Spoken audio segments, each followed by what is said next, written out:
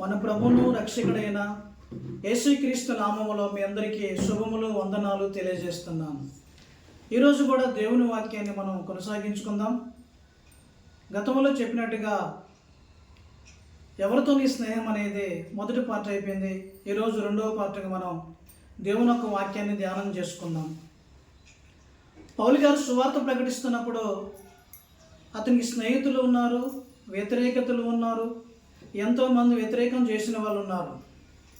కానీ పౌలు గారికి ఉన్న స్నేహితులలో కొంతమంది మార్కు కానీ, శీలా కానీ, దేమా కానీ, బర్నబాస్ కానీ, తిమోతి కానీ, తీతు కానీ. తిమోతి ఆత్మీయ కుమారుడు అని మనందరికీ తెలుసు, సువార్త ద్వారా రక్షించబడ్డాడు. అదేవిధంగా పౌలు గారికి ఉన్న స్నేహితుల్లో ఒక స్నేహితుడు పేరేం పేరంటే దేమా. ఈ దేమా ఏం చేశాడంటే ఈ లోకాన్ని స్నేహించి వెళ్ళిపోయాడని వాక్యంలో చెలవిస్తుంది. రెండవ తిమోతికి రాసిన పత్రిక 4వ అధ్యాయము 10వ వచనములో పౌలు గారే స్వయానా చెప్తున్నాడు తిమోతితోటి. ఏమంటున్నాడు? దేమా యహలోకాన్ని స్నేహించి నన్ను విడిచి దశలోనికి వెళ్ళనని పౌలు గారు చెప్తున్నాడు.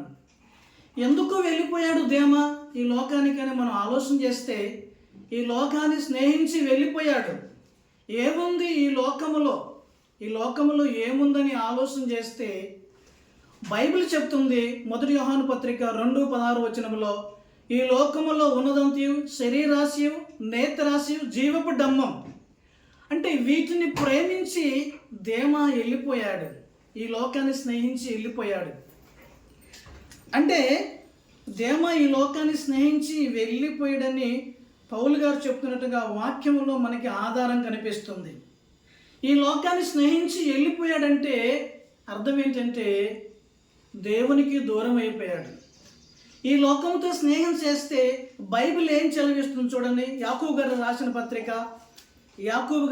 పత్రిక 4వ అధ్యాయము 4వ వచనం అంటుంది, వ్యభిచారులారా, ఈ లోక స్నేహము దేవునితో వైరమని మీరు ఎరగరా?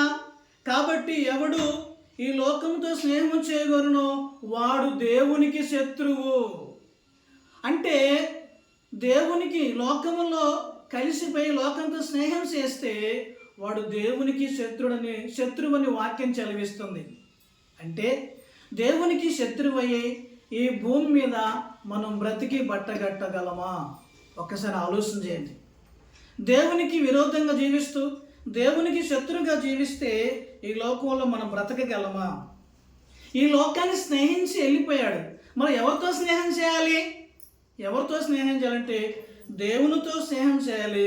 ఎవరితో స్నేహం చేయాలో ఒక్కసారి మనం చూస్తే బైబిల్ గ్రంథంలో కీర్తనాకారుడు దావీదు గారు ఏమని చదివిస్తున్నాడో, ఆయన ఎవరితో స్నేహం చేస్తున్నాడో వాక్యంలో రాయబడింది. చూడండి, 119వ కీర్తన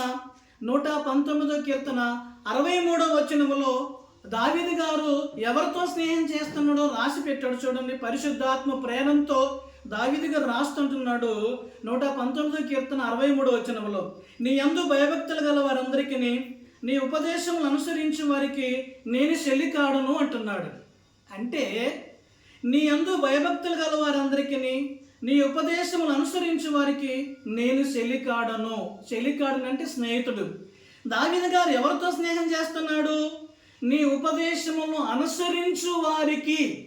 దేవుని వాక్యం చెప్పుతుంటాం, ఎంతోమంది వింటా అంటారు, కానీ విన్నవారితో కాదు. ఎవరట దావీదు గారు చేసేది?